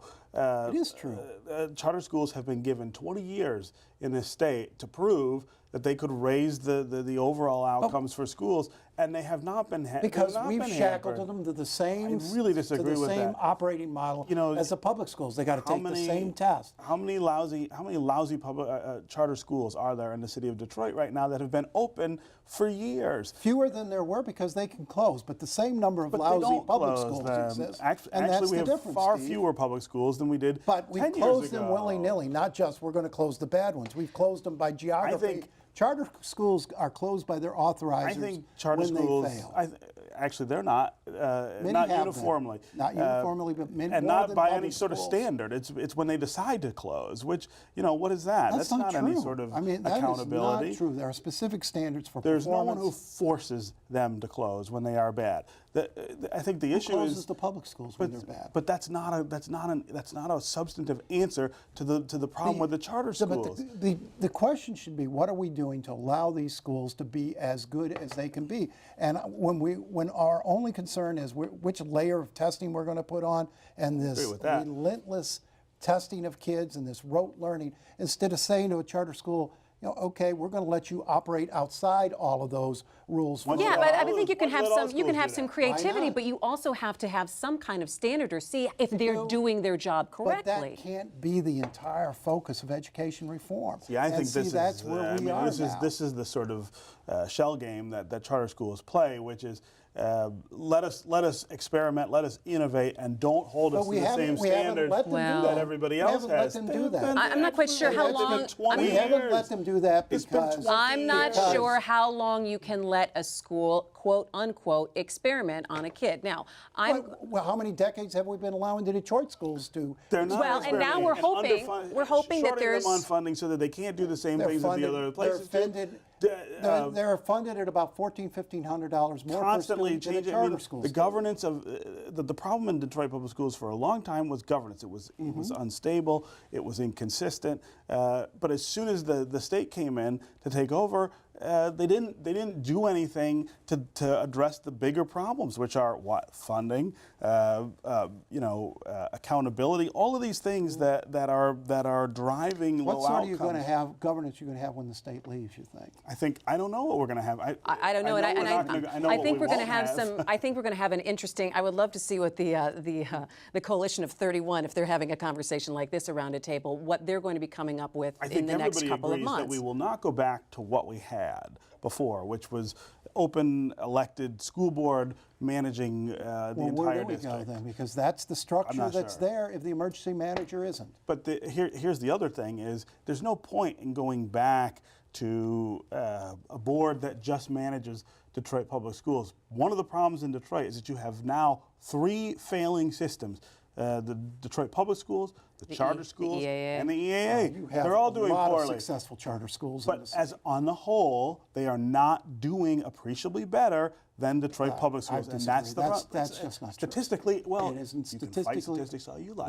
They graduate more of their students, and they're just making more progress. Just barely. It's just barely. I had hoped that the governor would have spent a little bit more time on the Detroit schools in the speech. I was looking for that a little bit more, in addition to some of the things I talked about in high school. I don't think he knows what to say quite yet. I mean, they're still in the middle of this. It's not a debate. I don't think. I think it is an effort. I think it's a formulation. I think they're trying to figure out exactly what they're going to do. He appointed Darnell early last week or the week before to it. He didn't want to appoint another emergency manager. He's the first one to say this hasn't worked. But there is no other option. The last thing he wants to do is turn it back over to that school board. Well, we'll see. I don't think anybody wants to see that. All right, let's move past education a little bit because I think I'm sweating a little bit from refereeing the two sides. I want to talk about the budget shortfall, which we heard that, well, we're going to have a budget shortfall, but we'll deal with that, and I'm sure we're going to hear more about that when the governor comes out with his budget. But people are wondering, well, why did that happen? Well, I don't know. Well, I mean, there's a very simple explanation. If things seem to be improving here in the state, then what happened? We tried to buy jobs for 2 decades in this state with tax credits, giving corporate welfare, if you will, and now the bills are coming due. These companies are cashing in tax credits. Yeah. You had one company cash in 2 tax credits for about $250 million. That's a big part of the problem. But the underlying problem is they budgeted to spend every dollar of anticipated revenue this year or last year because it's election year and because everybody wanted to make everybody happy. They need to start building in a buffer so that when these tax credits are redeemed, they can It's not all at once. Well, it's partially the tax credits, the old tax credits that continue to be cashed in. It's also partially the way that the governor reformed the tax code. What he did would have worked if you had grown incomes over that period of time. Incomes can continue to be stagnant, and so the revenue is not there under this new system. He continues to say, and this is the frustrating part, he continues to say that his tax reforms don't need to be revisited, that there's no other further changes that we need to do. I think that's a really obstinate position at this point. The revenue shortfall wasn't that great. It was less than a third. $500 million? It was less than a third of this deficit. It was $100 million of the $300 million. The problem is you can't spend everything you're bringing in. But they're not. They're building up. I mean, he's done a good job building up the reserve fund. Very little going into the rainy day fund this year. Very little compared to his first few years. He's caving into a legislature that wants to spend on their constituency. If they would commit to 3 to 5% buffer, they would be prepared when because more companies are going to cash these things. I'm going to have to interrupt you guys because I keep waving my hands frantically over here, and they're like, "What, Christy? Nah, we're not. We're going to totally ignore her." All right. So we've heard all of these things, these initiatives that the governor wants to get through. What are the odds he's going to be able to do what he would like with this new legislature? They're brand new. Most of what he said tonight, you're not hearing out of the mouths of the new leadership in the legislature. I mean, they are talking about pretty different things. Now, that happens from time to time. This is not the first time that's been true. This is also, though, a really motivated new legislature. It has its own agenda, and it's one that most people, I think, are going to be pretty shocked to see once it's on the table. Some really radical social ideas, things that don't have anything to do with the problems that we're facing, but sort of imagined moral crises that the far right is interested in waging war against.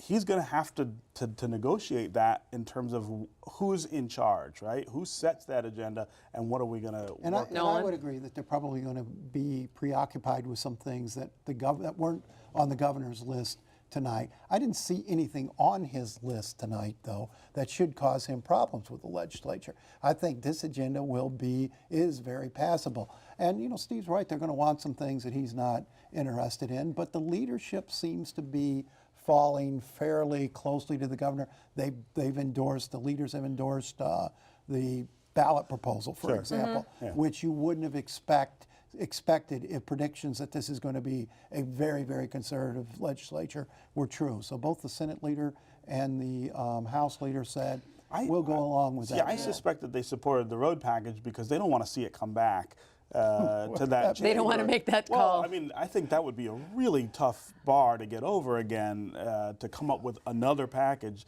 either that you put on the ballot or that you pass outright. I mean, I think they both recognize it. All right, let's end real quick with some fun and some speculation. We did have a relentless positive action.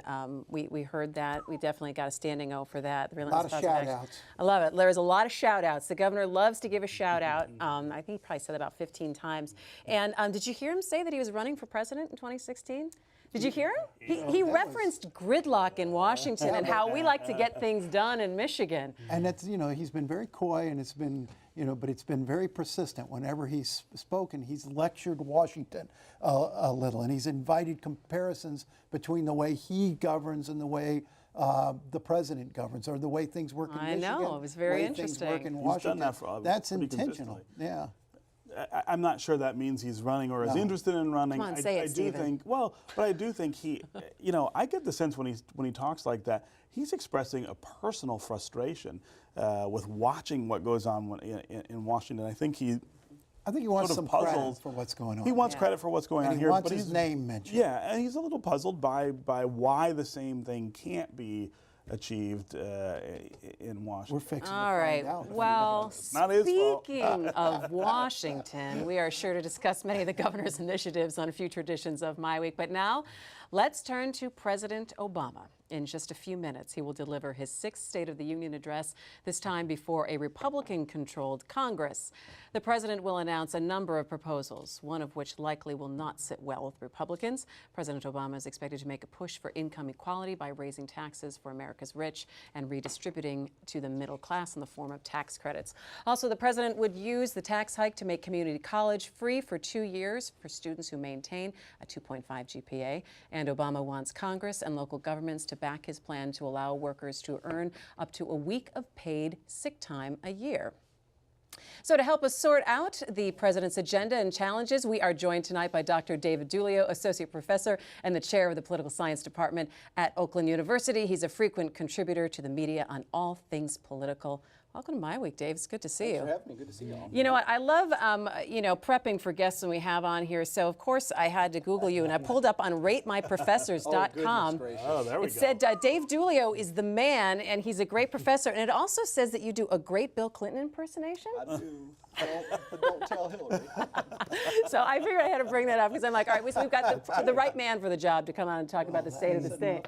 And apparently Nolan does a really good one too. All right, so when we talk about the State of the Union, how relevant is this speech anymore, Dave? Let me ask you. I think it's relevant, but I think that this one in particular may be less relevant than many in recent history, especially for this president. I think that and I'll put it in this context. You all were talking about maybe how the speeches would be similar tonight, and I couldn't help but think how they'd be vastly different, and I'll say in 3 ways. That's where Nolan. 3 ways: tone, context, and content. And in terms of tone, everything, Dave. It is pretty broad, isn't it? Dr. D, you come sit over here. You're on the wrong side of the table. And all those get to why I think it's less relevant for the president. In terms of tone, and this may be the least relevant of why it's irrelevant, but he's just a different kind of speaker than the governor. And he's a better speaker. He's tremendous, you know. He uses the prompter. The governor does not use a prompter. He is a campaign style, and you'll see that as he leaves and hits the campaign trail tomorrow to talk about these things. He will speak in campaign tones. Right. The governor gave a CEO style speech. He just ticked things off almost in an emotionless way. Yeah. In terms of environment, I think it really does cut down on how it's relevant for the president versus the governor. He is speaking to a Republican Congress. He knows that many, if not every one of those things he mentions tonight, that you mentioned several of them, aren't going to fly and that aren't going to get done. So it's performance art. I mean, he's throwing this out there. In a way, it's performance out there. He's trying to maneuver the Republicans into a position where they say have to defend tax cuts for the rich, or protect the rich from tax hikes, and stop giveaways to the middle class and poor. He's maneuvering them into a very difficult political position. He knows these things won't pass. But I think there's no question, and that's part of the job in Washington, right? It is a political environment. He's got to do that. But when do you get things done? When do you govern? But here's the other thing that I think he accomplishes partially with this speech is refocusing attention on this idea of the opportunity agenda. And that's where I think the similarity, and I didn't mean that they were giving the same speech, but that they dovetail on that issue, and that is a real issue. You talk about the wealth gap. Nobody disagrees anymore that there's a problem with income inequality in this country. They may disagree about what needs to be done about it or how active government should be in fixing it or not fixing it. But that is part of the agenda. We've had this tremendous recovery on Wall Street and in corporate boardrooms. It is not translating to people in the middle class. Hang on, Nolan. Hang on, Nolan. I would have to. I want to jump in here and say I don't agree that it's performance art, but I do think it's very interesting that maybe for Americans the speech is no longer a must-watch thing because you're hearing the president bring out a lot of these initiatives before the State of the Union now and kind of float them around way before that. It's no longer this one speech where people are sitting down to watch and to listen and to say, aha, now this is what he's got going on for the next year. Estimates are that about 30 million people will watch tonight, and that's down from 50 million at its height in the Reagan years, first Bush years, and the Clinton years. But there are other folks that are going elsewhere, right? They are watching online, and I saw today that the White House is doing a streaming version of the speech along with some flashy graphics that are going to flash right up before aside from the president. And they're definitely trying to reach a broader audience, but maybe in a different way with different mediums moving forward. And just look at who is going to do the interview with the president after the speech. A YouTube channel person is going to interview him rather than a longtime Washington establishment journalist. You know, they are moving in a different direction. All right, Nolan, go ahead. You've got a new Congress, a new congressional leaders, new dynamic in Washington, and instead of striking a new tone and coming there and putting on the table at least some programs, some ideas that they can agree on and reassure the American people that there is some hope of getting something done in Washington, he's put on a whole host of programs that Congress will never pass. What is the point of that? What message does that send to the American people? And is he simply doing this to put Hillary in a better position? It's tough because I wrote right after the election that I thought that maybe 2015 would bring more ability to compromise and more, and end to gridlock, really, because that you have this, instead of a divided Congress where the House acts and the Senate doesn't, and the Senate acts and the House doesn't, we had hundreds of pieces of legislation were passed by the House and sat in the Senate, and vice versa. And they never got to the president's desk. I kind of thought that we might be in a position where we see the Congress get together, because they're both Republican controlled, and send the president a bunch of bills. But there was a chance for a poison pill, and I think that happened. At the end of last year, the president signs the immigration executive action, and really sticks his thumb in the Republicans' eye, and has done that moving forward. Well, the Republicans have too. They have come out from the first week of that Congress and passed things that they know the president's going to veto, and it's been this back and forth of sticking their thumb in each other's eye again and again and again that is going to lead to more of the same gridlock. It looks like moving forward. I wouldn't agree that he's putting things on the table, all of which Congress would oppose. Expanding family leave, for instance, is something that cuts across a wide swath of the American public. It's been tried in several states where it has not hurt business the way some conservatives feared that it did. It's a reasonable thing to talk about.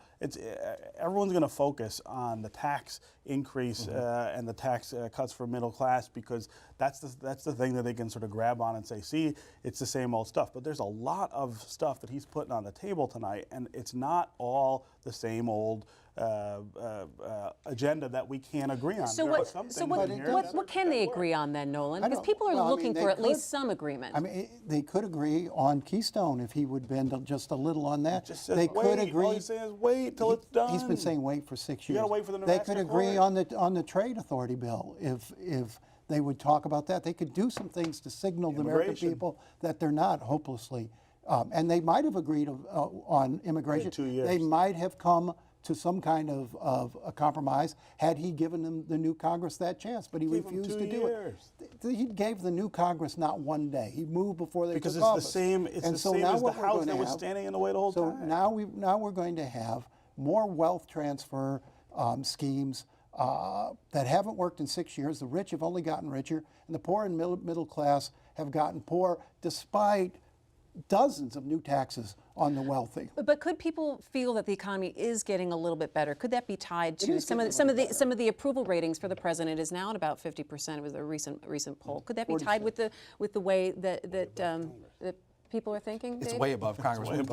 Congress is like what, like an 8% approval 16. rating? We talked about this Doubled. in great detail in one of my classes today about the approval of Congress, and it's 16, up from a low of 9 at the end of last year. So we see Republicans have doubled it. Right. Wow. Woo. I don't know if I'm not sure that any improving economy can be tied to the president's approval rating. I think it's been relatively quiet on the national political front in the last 6 weeks or so, and I think people are maybe just forgetting about it, about why they hate American politics so much. And I think once we might see it go down. Oh, they'll see it. They'll remember real quick. Without a doubt. Dave, one thing we haven't talked much about, and I haven't heard going into the speech much talk about, the world's in a mess. We've got crises everywhere. How much of this speech would you expect to be devoted to foreign affairs? I'd be surprised if he didn't mention it at least a little bit or devote a section of his speech to it. Should more be devoted to it? Well, let's see how much he talks about it, right? I mean, he has to mention ISIS. I think he has to. I think he has to mention trade and internationalization in that way. But the things that have come out, the proposals that have been leaked out of the White House, and they're really smart politically, right? The White House, it's full of smart people and good politicians. We haven't heard anything about that, so we'll see how much of attention it gets. Let's talk a little bit about this proposal for community college. 2 years community college free if you keep a 2.5 GPA, or 75% paid by the federal government, the other 25 by the state. What do you think of that, Dave, when you heard that proposal come out? It's hard to be against that. You know, it provides access to education for everybody. I think we're kidding ourselves if we think it's free. And I wonder, too, if there wouldn't be any unintended consequences that would come with that sort of proposal. What do you mean? Well, I'm sitting on a university campus, and we are always worried about resources. We're very careful with ours at Oakland University. We're one of the leanest, if not the leanest institution in the state.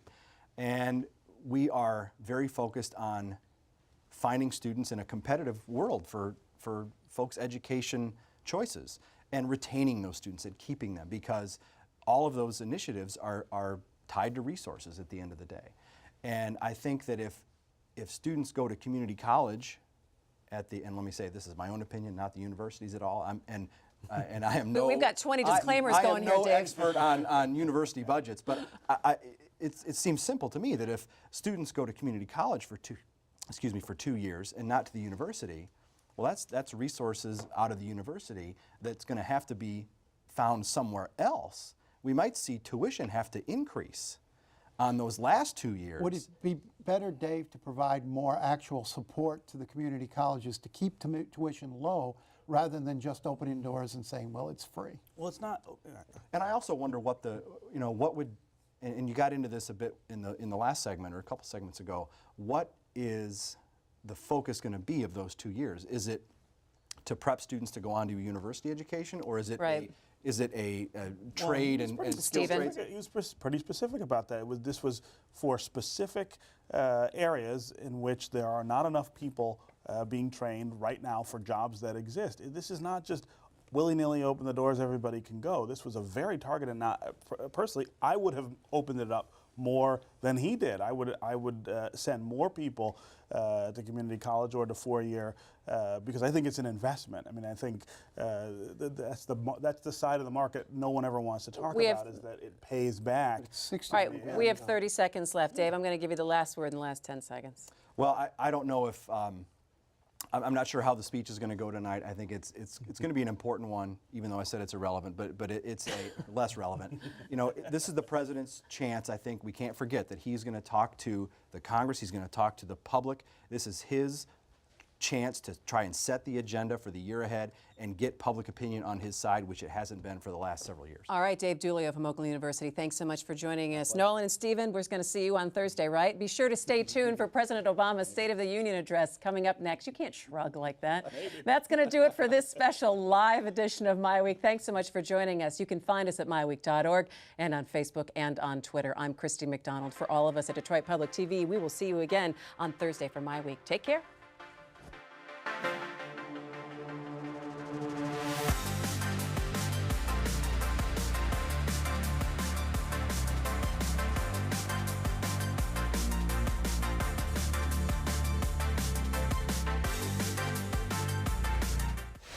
Recently, Michigan's economy has begun to turn around.